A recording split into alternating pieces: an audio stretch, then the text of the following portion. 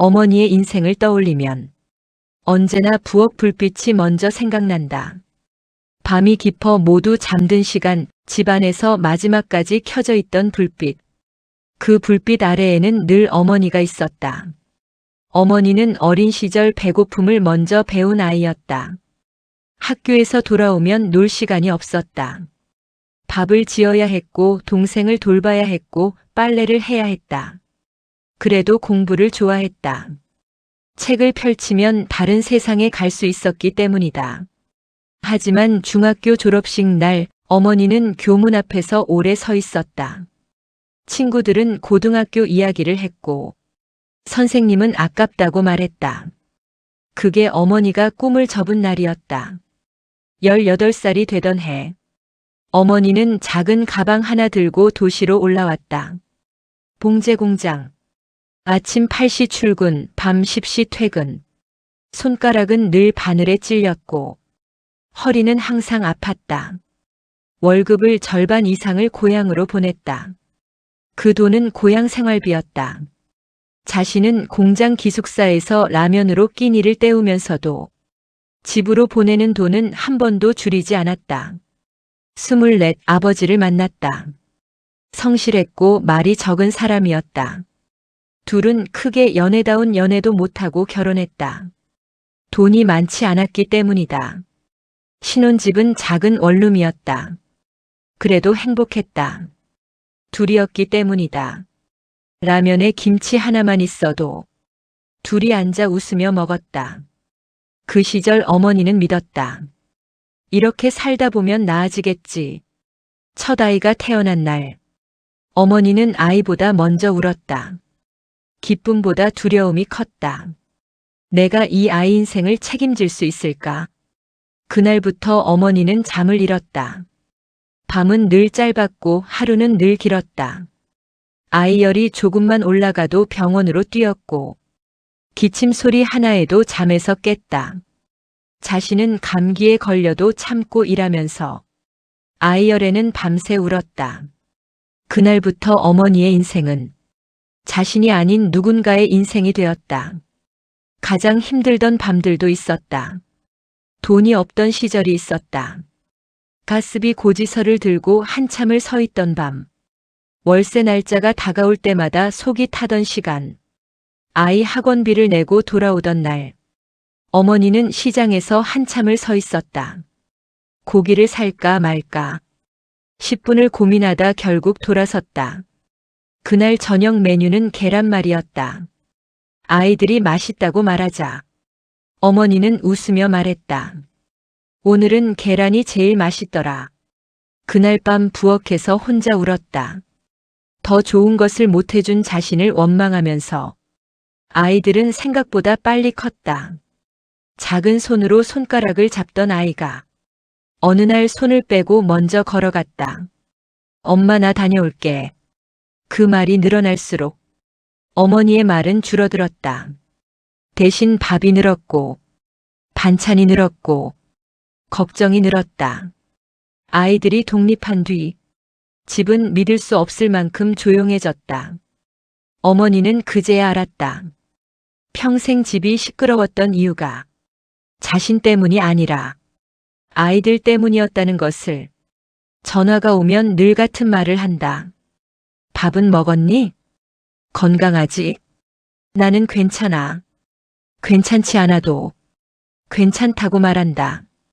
자식이 걱정할까봐 병원에 혼자 다녀오는 날이 늘어도 말하지 않는다. 그리고 처음으로 알게 된다. 어머니는 처음부터 강한 사람이 아니었다는 것을.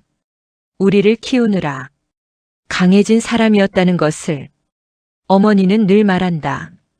내 인생 별거 없지? 하지만 자식은 안다.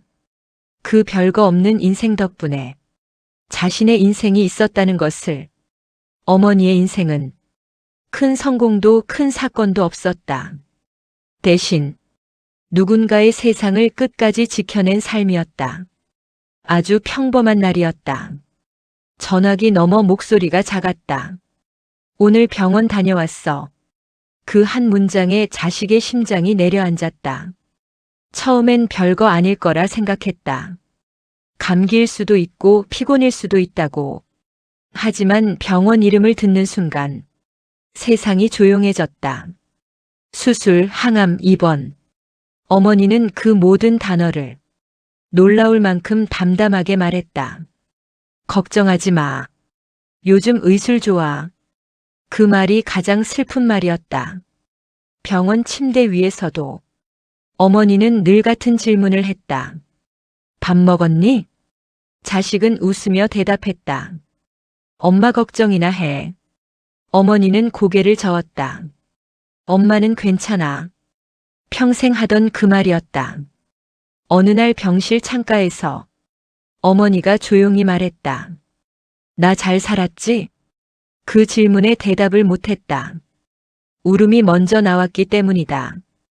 어머니는 웃으며 말했다. 울지 마. 엄마 오래 살았어. 그날 밤 어머니는 잠든 듯 조용해졌다. 그리고 다시는 눈을 뜨지 않았다. 장례식이 끝난 뒤 집으로 돌아왔을 때 부엌 불이 꺼져 있었다. 처음이었다.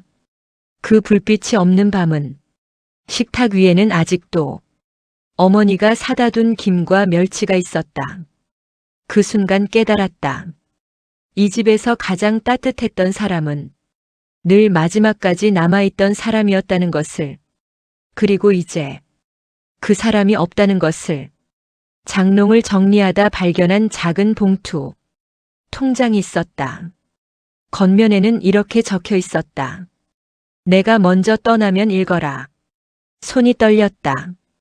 편지를 펼쳤다. 사랑하는 내 새끼들아. 이 편지를 읽고 있다면 엄마는 먼저 가 있겠지.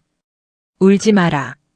엄마는 평생 울 만큼 울고 웃을 만큼 웃었다. 나는 살면서 거창한 꿈은 없었다. 다만 너희가 아프지 않고 밥 굶지 않고 나보다 조금 더 편하게 살길 바랐다. 그거 하나면 충분했다. 혹시 엄마가 해준 게 부족하게 느껴지면 미안하다. 엄마는 그것밖에 못하는 사람이었다. 그래도 하나는 자신 있다. 너희 사랑한 건 누구보다 진심이었다. 엄마는 평생 너희 덕분에 살았다. 그러니까 이제 엄마 없이도 잘 살아라. 밥 잘 챙겨 먹고 서로 싸우지 말고 가끔 엄마 생각만 해주면 된다. 그리고 미안하다. 더 오래 못 살아서 사랑한다. 엄마가. 편지는 눈물에 젖어 더 이상 읽을 수 없었다. 평생을 희생하시고 고생하신 어머니 이야기입니다. 멀리 어머니가 계시거나 자주 찾아뵙지 못한다면 오늘은 전화 한 통 해보시는 것이 어떨까요? 세상의 모든 어머니는 강한 것이 아니라 자식을 위해 강하게 사신 겁니다. 감사합니다. 이 은혜 평생 잊지 않겠습니다. 고맙습니다. 엄마, 어머니.